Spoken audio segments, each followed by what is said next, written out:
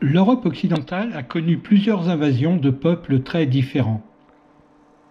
Sans remonter aux Celtes, dont sont issus les Gaulois, on peut considérer qu'il y a eu les Romains, les Germains, les Scandinaves.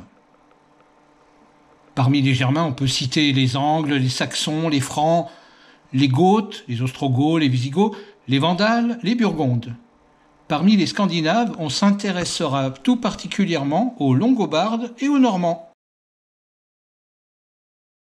Après chaque invasion réussie, le peuple conquérant remplaçait l'aristocratie locale par la sienne et tentait de faire de même avec leurs croyances, parfois avec certains compromis. Alors que la population générale, quand cela était possible, finissait par se métisser assez rapidement. Au travers d'événements historiques, cette vidéo traite de l'installation des Scandinaves en Italie et essaye de comprendre comment ce pays s'est fortement imprégné de cette culture barbare et païenne depuis la fin de la grande époque romaine.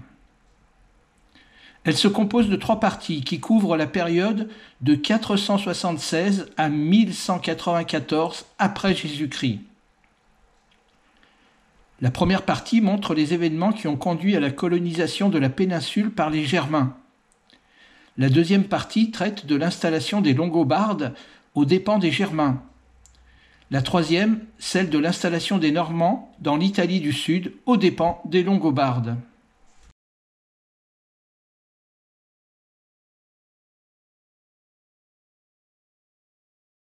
Notre brève histoire des Scandinaves d'Italie commence le 4 septembre 476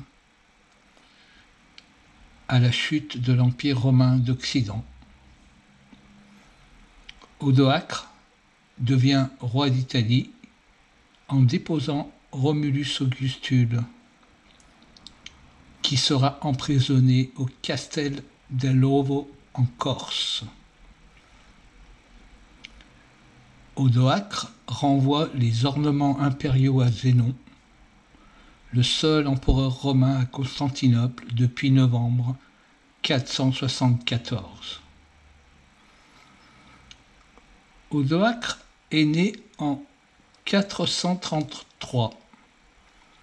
C'est un soldat de l'Empire romain d'Occident et probablement il est d'origine skyre, un peuple allié aux Huns de Pannonie qu'il quitte lors de son enrôlement dans l'armée romaine. Quant à Xénon, il est le gendre de Léon Ier, l'empereur d'Orient. Ce dernier est mort 2 ans auparavant et il avait nommé comme successeur son petit-fils Léon II, le propre fils de Zénon. Hélas, Léon II, trop jeune pour résister aux pressions paternelles, meurt mystérieusement en novembre 474. En février de la même année, il avait accordé à son père Zénon le titre de co-empereur. La politique de Zénon dans les Balkans est d'y chasser les Ostrogoths, alors dirigés par Tiumdimir, pour les installer en Italie du Nord. Tiumdimir, l'Ostrogoth, a été un vassal d'Attila. Il a participé aux opérations uniques, notamment celle de 451, connue sous le nom de la bataille des champs cataloniques, où il est le commandant de ses propres troupes. Lorsque son fils Théodoric, qui est âgé de 8 ans, est envoyé par son père comme otage à Constantinople, un traité de paix avec l'Empire romain d'Orient est signé. Théodoric sera ainsi élevé à la cour de Constantinople, où il apprendra le maniement des armes et du commandement. Âgé de 18 ans, Théodoric, après avoir bien servi l'Empire comme militaire, est renvoyé vers son père. Il en profitera pour conquérir la Mésie, région du versant nord du bas Danube, sans en parler à son père. Son projet est de donner cette région à l'Empire byzantin. Mais son père ne le voit pas ainsi et il gardera la région pour lui. Toujours fidèle à l'Empire d'Orient, Théodoric est nommé officier supérieur de l'armée romaine en 483 et consul l'année suivante. En 488, Théodoric a 35 ans. Il est envoyé par Zénon en campagne contre Odoacre en Italie du Nord et lui promet la province par un brevet solennel. 3 ans plus tard, en 491, Zénon meurt sans avoir eu d'autre enfant que celui qui l'aurait tué. Et c'est Anastase Ier qui lui succède à Constantinople. Cela sous la pression populaire orthodoxe qui refuse qu'un nouvel empereur soit romain chrétien. En 493, Théodoric l'Ostrogoth a 40 ans. Il est resté à rien. Il égorge Odoacre lors d'un festin piège et devient maître de la péninsule. Il s'installe à Ravenne, qu'il choisit comme capitale. Il maintient l'administration romaine, mais interdit les mariages mixtes entre Ostrogoths et Romains. Il épousera Amalazonte, la sœur de Clovis, alors roi des Francs, laquelle lui donnera un fils en 516. En 507, Théodoric devient le tuteur d'Amalaric le Jeune, roi wisigothe d'Aquitaine et d'Espagne, lorsque le père de celui-ci est tué à la bataille de Vouillé par Clovis. Théodoric prend Arles en 508 et contrôle alors la Gaule du Sud. Il participe par ce fait au premier partage du royaume burgonde. En 518, Anastase Ier, successeur de Zénon, meurt. Justin Ier est nommé nouvel empereur byzantin. En 526, Théodoric meurt de dysentérie. Son fils Athalaric n'a que 10 ans. Il a été élevé à la gothique contre les volontés de sa mère Amalasunthe. Il mourra à 18 ans, épuisé par une vie de débauche. En 527, Justin Ier meurt et est remplacé par Justinien Ier à Constantinople. En 534, Théoda, le neveu de Théodoric, succède à Athalaric. Dans la foulée, il épouse sa tante pour légitimer la prise du trône, puis la fera exécuter l'année suivante.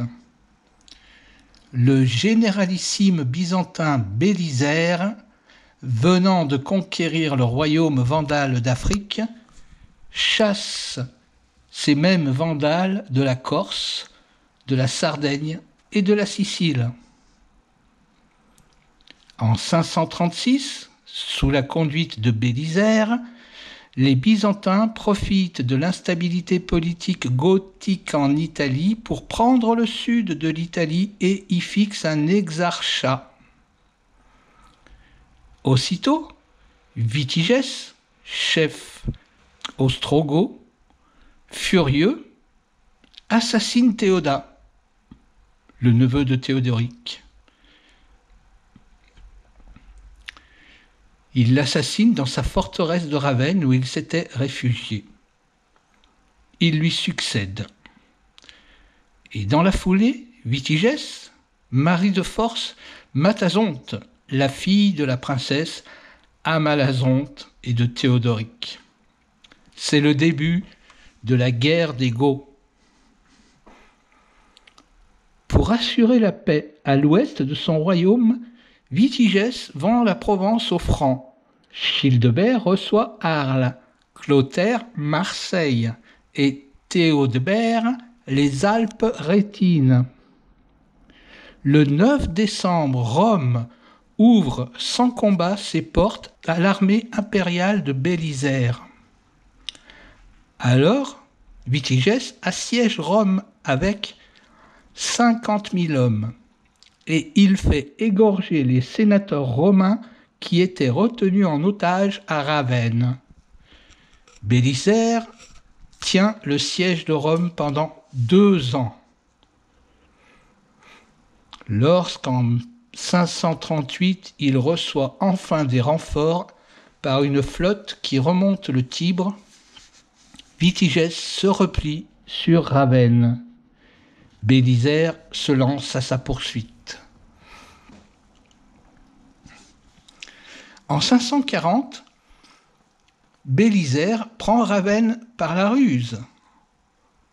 Il fait croire à Vitigès qu'il s'allie à lui contre le titre de roi d'Italie. Après cette ruse qui mène à la victoire, Vitigès est emprisonné. Celui-ci mourra en captivité 2 ans plus tard. L'empereur Justinien, à Constantinople, pense que la guerre est terminée et il redéploie son général en Orient. Les Goths, revigorés par ce départ, nomment alors Totila comme nouveau roi, chargé de poursuivre la guerre et de chasser les Byzantins de la péninsule. Totila enchaîne les victoires en 542 et il est en passe de reconquérir entièrement l'Italie quand Justinien renvoie enfin Bélisaire en Italie. En 546, malgré le retour du grand stratège byzantin, Totila reprend Rome. Bélisaire quitte un temps le champ de bataille car une information qui se révélera fausse lui dit que sa femme est en danger sur les rives du Tibre. Narcès remplace Bélisaire pour le siège de Rome, où est Totila avec son armée.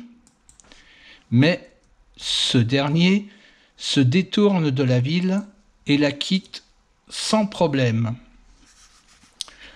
En 550, cela fait 4 ans que Totila remporte plusieurs batailles et fait même plusieurs incursions en Corse.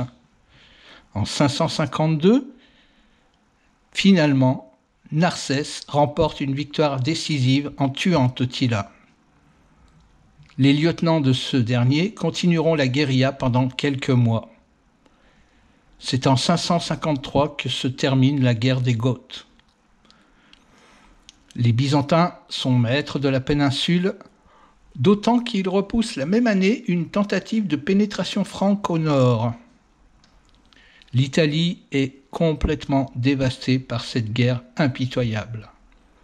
Byzantins et Ostrogoths laisseront le champ libre à un nouveau peuple opportuniste qui a soif de terre pour s'y installer, les Lombards.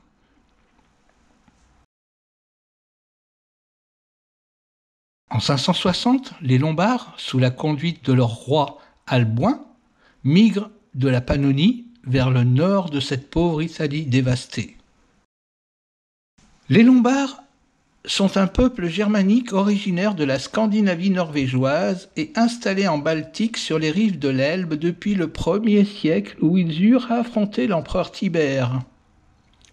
Au IIe siècle, en 167, ils gagnent la Pannonie et ils y resteront tranquilles jusqu'au 5e siècle pour devenir fédérés de l'empereur.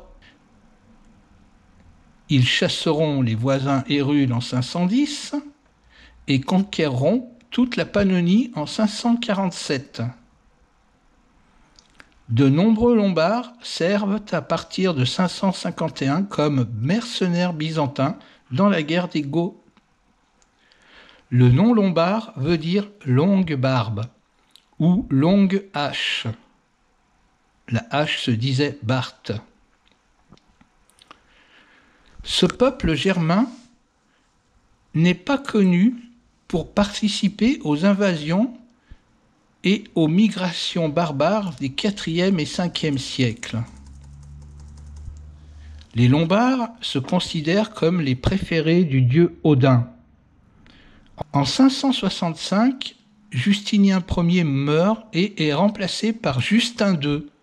Celui-ci sera empereur jusqu'à sa mort en 578. En 568, sous la conduite de leur roi Alboin, les Lombards quittent définitivement la Pannonie, conquièrent la péninsule et en 572 font de Pavie leur capitale. Celle-ci est en concurrence avec 2 villes d'Italie, Ravenne, capitale de l'exarchat byzantin, et Rome, résidence des papes. 570. Du côté des territoires du sud, le duc Zoton, lombard de Campanie, fonde le royaume de Bénévent et fait allégeance au royaume lombard du nord. Les 2 États lombards sont séparés par les territoires contigus de la ville de Rome et de ceux de l'exarchat byzantin de Ravenne. Naples, en Campanie, est restée possession byzantine. Elle devient la capitale de l'exarchat byzantin, qui alors comprend la Corse, la Sardaigne, la Sicile, la Campanie et le duché de Ravenne. En 572, Alboin est assassiné. Clef le remplace. En 574, Clef est assassiné à son tour.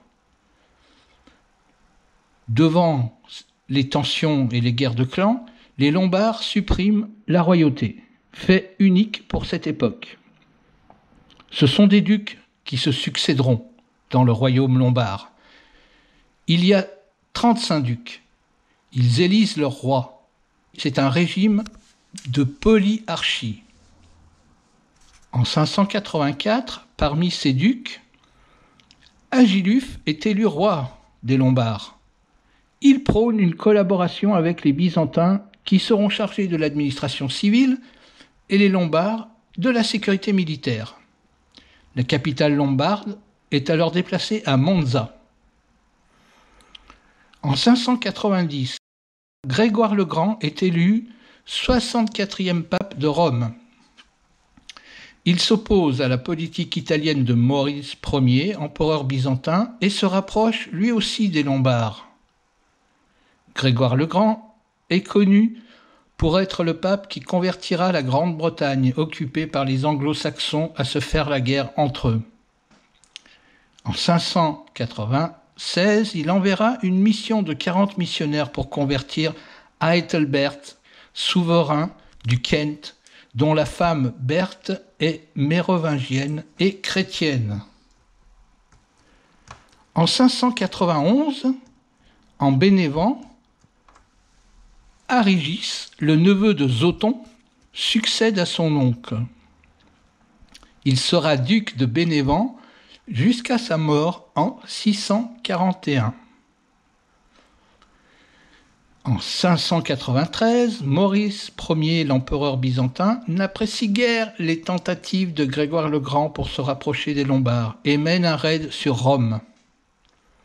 En 602, Maurice Ier meurt avec ses 6 enfants mâles, tous exécutés par Phocas, son successeur, dans un empire byzantin épuisé et en proie à des difficultés financières par des guerres incessantes aux frontières de tout l'empire. En 604, c'est au tour de Grégoire le Grand de mourir. Son ministère a vu l'émergence d'une autonomie réelle de la région romaine, contrainte de s'organiser elle-même pour sa défense. En 626, la capitale lombarde est de nouveau Pavie.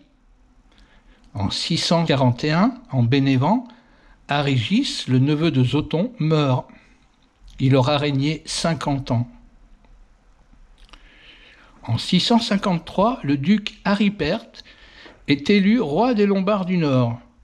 Il favorise la conversion des Lombards au christianisme nicéen et les bonnes relations entre Rome et Byzance.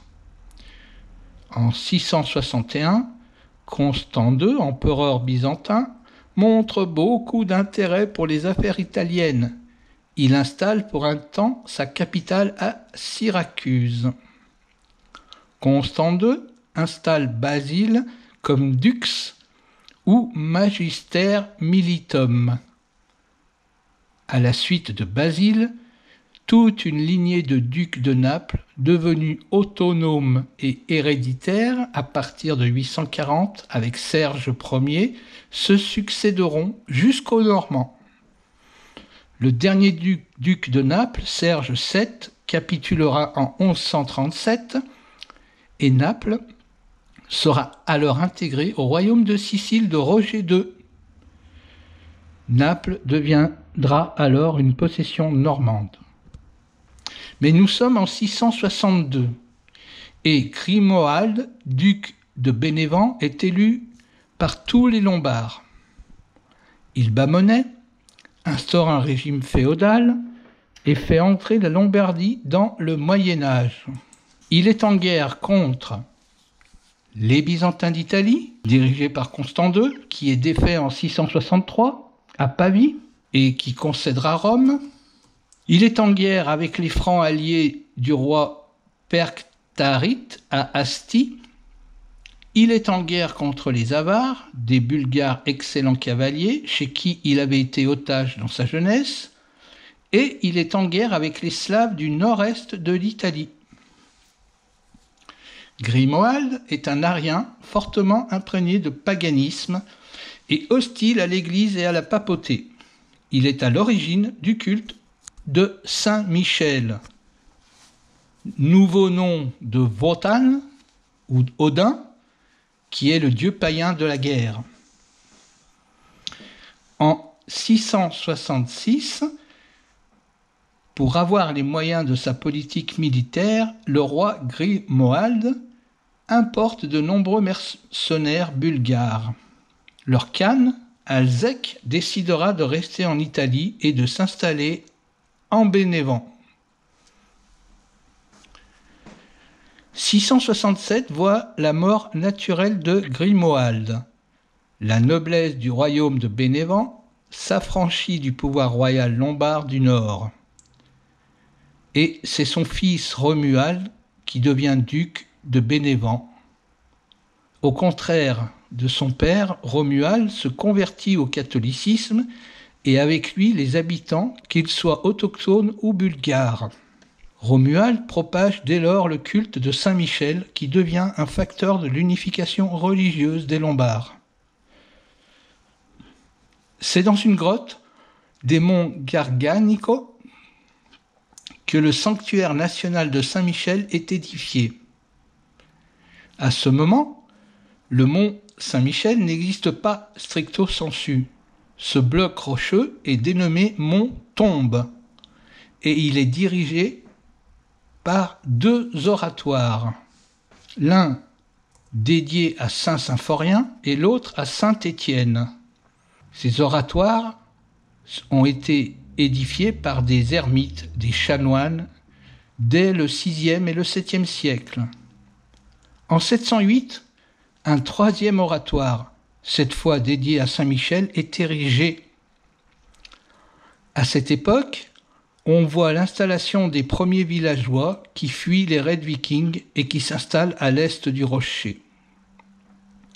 En 911, le chef viking Roland se verra attribuer la Normandie, mais pas le Cotentin, ni le mont Saint-Michel, qui reste breton. En 933, Guillaume de Normandie, dit Guillaume Longue-Épée, obtiendra du roi de France le Cotentin et l'Avranchin qui contiennent le mont Saint-Michel. En 966, Richard Ier de Normandie, fils de Guillaume Longue-Épée, installera des bénédictins au détriment des chanoines dont la vie était jugée trop dissolue. Mais nous sommes en 687 et en Bénévent, Grimoald II succède à Romuald, mais il meurt 2 ans après. En 689, Gisulf, le fils cadet de Romuald, succède à son frère aîné. En 706, Romuald II de Bénévent succède à son père Gisulf. En 725, les Lombards prennent la Corse aux Byzantins. Ils y introduisent la Fède, le système de vengeance privée germanique à l'origine de la vendetta. En 731, Gisulf II de Bénévent succède à son père Romuald II, mais son grand-père paternel lui ravit le trône par la faveur de son jeune âge. Ce n'est qu'en 742 que Gisulf II récupère son trône. En 751, Liutprand, fils de Gisulf II, succède à son père en Bénévent. Arrive l'année 756. Sous la papauté de Étienne II, Pépin le Bref, père de Charlemagne, redevable au pape Zacharie d'avoir légitimé le renversement des Mérovingiens, délivre Rome des Lombards du Nord commandés par Aistolf. C'est la création de l'État du Vatican qui correspond à l'ancien exarchat de Ravenne. Cette donation sera confirmée en 774 par Charlemagne. Cette même année, 756, le royaume lombard d'Italie est de nouveau coupé en deux, mais cette fois par des États pontificaux. En 757, le roi lombard vaincu, Aistolf, meurt accidentellement d'une chute de cheval. Son frère ne peut prendre le trône car Didier rassemble une armée pour le forcer à lui céder ses droits sur la couronne lombarde. Didier devient donc roi des Lombards. Ce sera le dernier. Didier associe son fils Adalgis au trône de Lombardie en 759. Liutprand de Bénévent est déposé par le roi Didier des Lombards du Nord et le remplace par son propre gendre Arigis II. En 768, Charlemagne devient roi des Francs, en même temps que son frère Carloman. Il a une concubine, Imiltrude, avec laquelle il aura un fils, Pépin le Bossu. En 770, Didier le Lombard donne sa fille en épouse à Charlemagne, espérant avoir un allié franc sûr. Mais en 771, la mort de Carloman laisse les mains libres à son frère Charlemagne. Il répudie alors Désirée de Lombardie, la fille de Didier, qui était sa première femme légitime, mais avec laquelle il n'a pas d'enfant. Pourtant, Désirée, rentrée à Pavie, meurt en couche quelques mois plus tard. En 772, le nouveau pape Adrien Ier, opposé à Didier, réclame des terres aux Lombards et demande de l'aide à Charlemagne. En 774, Charlemagne prend Pavie et défait Didier qui capitule en mars. En Lombardie mineure, le royaume de Spolète tombe aux mains des Carolingiens, mais le duché de Bénévent reste autonome aux mains du duc Arigis II, gendre de Didier. Didier et sa femme sont emprisonnés à l'abbaye de Corbie en Picardie franque. Il y restera jusqu'à sa mort en 786. Le propre fils de Didier, Adalgis, se réfugie dans l'Empire d'Orient. Charlemagne réorganise le royaume lombard à la Francie, avec des comtes à la place des ducs. En 787, après 13 années de guerre, Arigis II se soumet comme vassal du royaume carolingien. Les vainqueurs exigent qu'on lui coupe la barbe, symbole lombard, et d'avoir son fils cadet Grimoald comme otage à la cour de Charlemagne. Arigis II meurt la même année, le 26 août, avec son fils aîné Romuald de la peste. En 788, l'otage, le cadet Grimoald, retourne en Bénévent et est nommé Grimoald III, duc et prince de Bénévent jusqu'en 806, sous tutelle carolingienne. Il luttera avec succès contre une tentative d'invasion byzantine par la mer.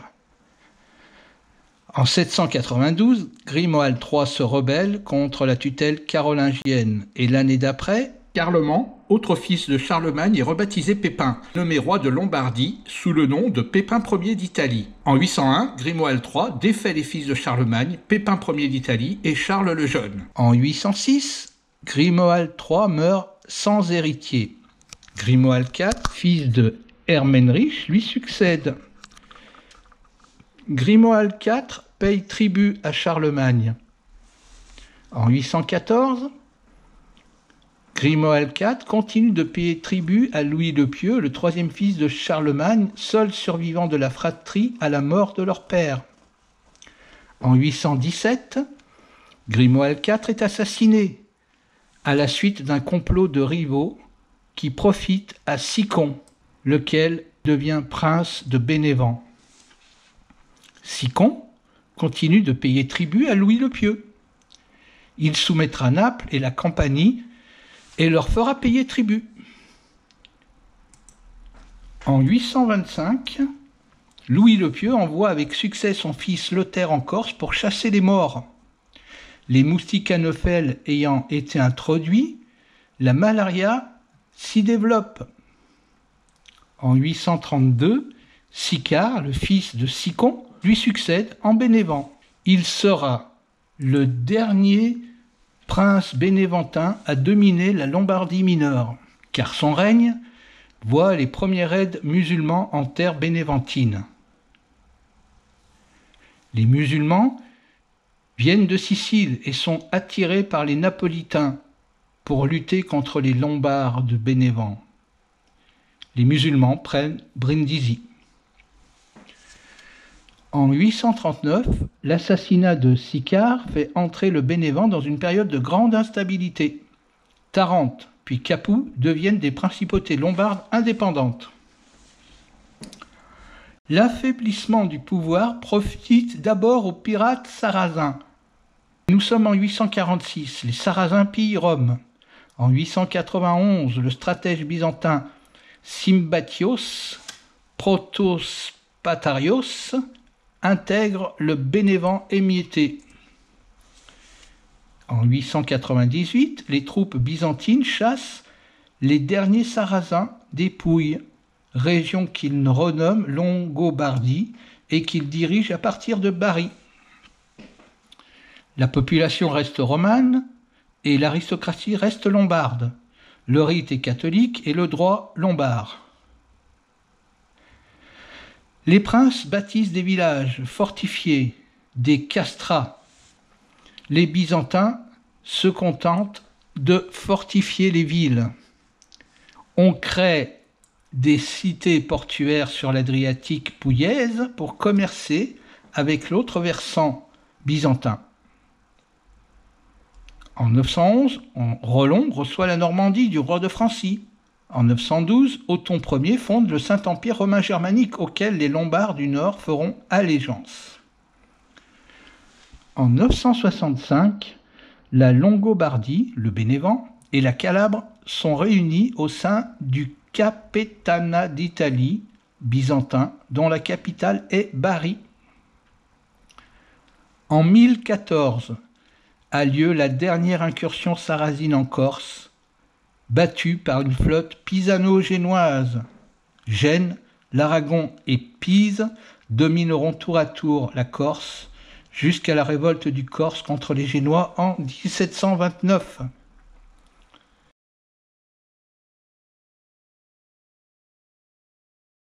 En 1017, quelques aventuriers normands, lors d'un pèlerinage à Monte Sant'Angelo sul Gargano, où était honoré Saint Michel, prêtent main forte aux cités lombardes d'Apulie contre les Byzantins. En 1030, de mercenaires, les Normands deviennent résidents par l'octroi d'un premier domaine par Serge de Naples. Rainulf d'Angro, le chef de ces Normands, devient Rainulf Ier et s'installe à la forteresse d'Aversa. Dès lors, les Normands commencent une politique de conquête systématique pour leur propre compte. Ils font venir de Normandie Guillaume Bras de Fer de Hauteville et Drogon de Hauteville, les deux fils aînés d'un hobereau du Cotentin. En 1040, la majeure partie de la province est conquise par les Normands.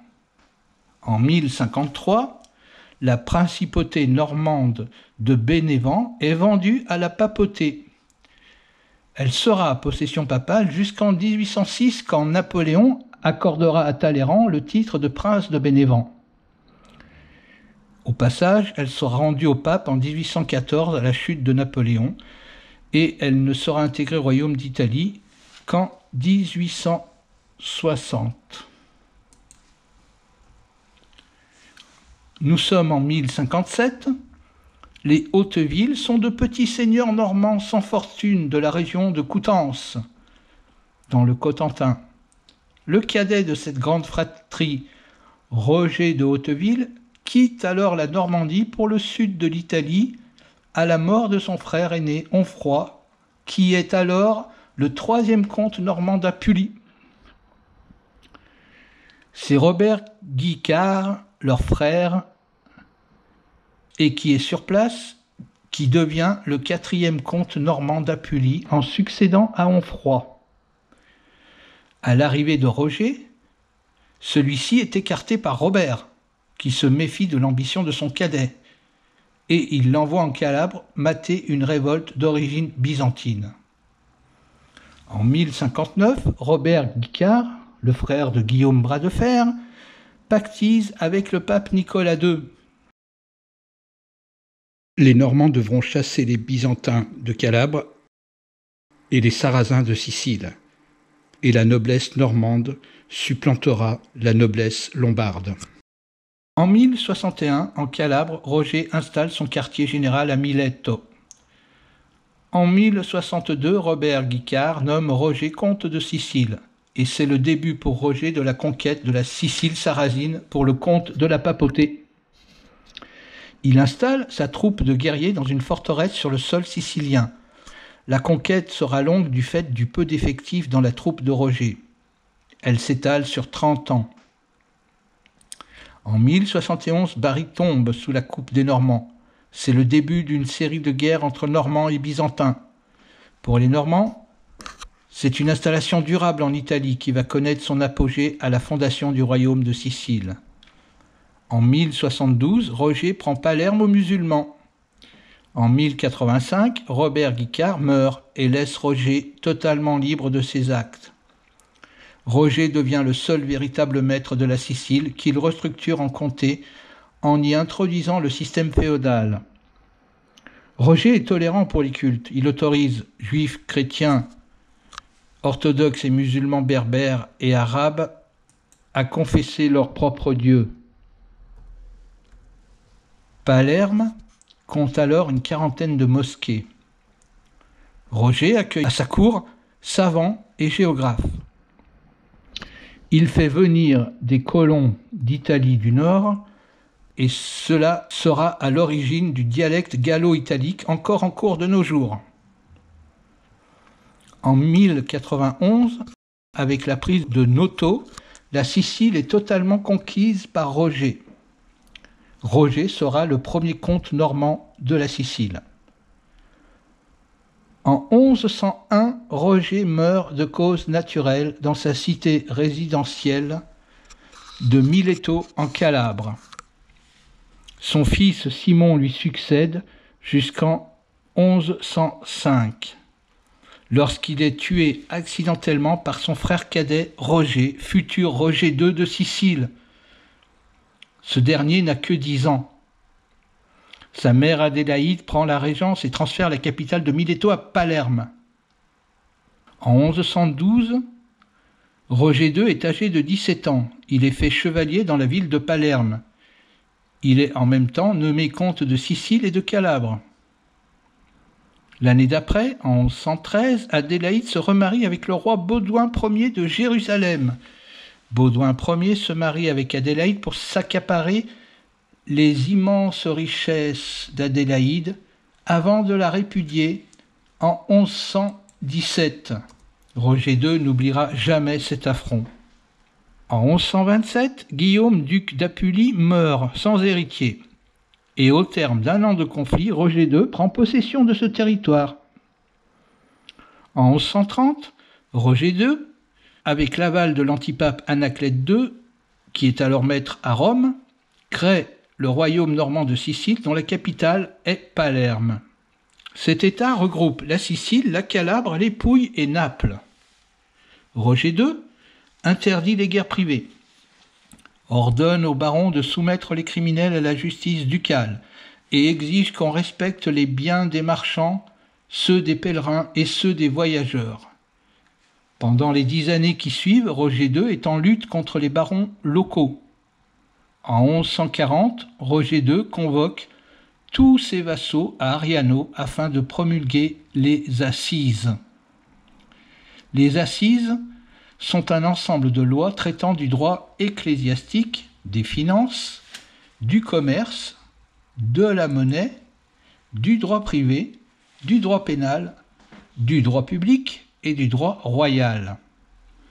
En 1146, le royaume de Sicile s'agrandit pour un temps avec des territoires en Afrique.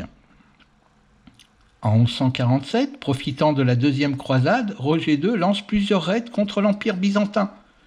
Il s'empare de Corfou, ravage les côtes grecques, saccage Thèbes, Corinthe et Athènes. Il meurt en 1154. L'une des caractéristiques du règne de Roger II réside dans le brassage des cultures dont il fait de la Sicile une plateforme de tolérance. Ceci est peu au goût des autres États d'Occident en ces périodes de croisade. Son 4e fils, Guillaume Ier de Sicile, dit le mauvais, lui succède jusqu'en 1166. Sous le règne de Guillaume Ier, les barons du royaume reprennent peu à peu leur autonomie, n'hésitant pas à s'allier aux Byzantins. Guillaume maintiendra l'unité du royaume, mais il perdra ses positions africaines. Le dernier bastion africain tombe en 1160. Guillaume vivra à l'oriental comme un prince arabe. Il possédera un harem. En 1166, Guillaume Ier de Sicile meurt. Son fils Guillaume II, dit le Bon, lui succède. Guillaume II soutiendra le pape Alexandre III contre Frédéric Ier de Hohenstaufen, dit Barberousse. Il épousera Jeanne d'Angleterre en 1177, la fille du roi Henri II, comte d'Anjou, et du Maine, duc de Normandie et d'Aquitaine. Guillaume II participe à la préparation de la Troisième Croisade. En 1181, à la mort du pape Alexandre III, Guillaume II de Sicile prépare une alliance avec Barberousse contre l'Empire byzantin. En même temps, il donne sa tante en mariage au fils de Barberousse, Henri VI. Cette union donnera ensuite à la dynastie souabe, les Hohenstaufen, des prétentions au trône de Sicile. En 1185, Guillaume II traverse la Macédoine, s'empare de Durazzo sur l'Adriatique, puis de Thessalonique, la deuxième ville de l'Empire byzantin.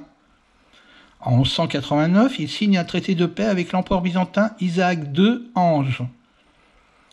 Guillaume II meurt en 1189 à l'âge de 35 ans, sans héritier. Son cousin Tancrède de Lesce et Henri VI, le fils de Barberousse, revendiquent la couronne sicilienne. Dans sa Divine Comédie, Dante, 1265-1325, fait mention de Guillaume II, ce roi bon, comme un souverain estimé et aimé de ses sujets. Il le place au paradis, dans son chapitre 20, parmi les princes pieux, justes et sages, aux côtés de David, Trajan et Constantin.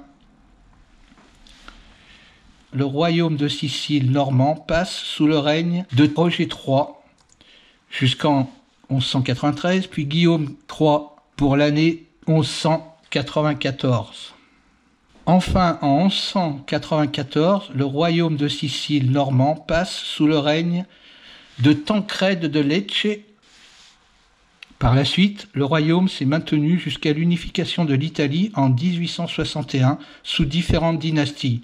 D'abord les Hohenstaufen, les Souabes, jusqu'en 1230, puis les Angevins jusqu'en 1282, grâce aux vêpres siciliennes qui aboutissent au détachement du royaume de Sicile du royaume de Naples. Puis vint la période aragonaise jusqu'en 1504, quand Louis XII renonce à Naples pour que Ferdinand II puisse régner sur un royaume de Sicile réunifié. Puis la période des Habsbourg, avec notamment Charles Quint, roi de Sicile en 1516 jusqu'en 1720.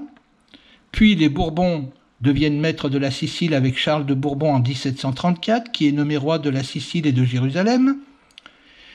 Et en 1816, à la suite du congrès de Vienne, le royaume de Sicile est réunifié avec le royaume de Naples et devient le royaume des deux Siciles. L'Italie sera unifiée en un royaume en 1861. Fin de cette brève histoire des Scandinaves en Italie.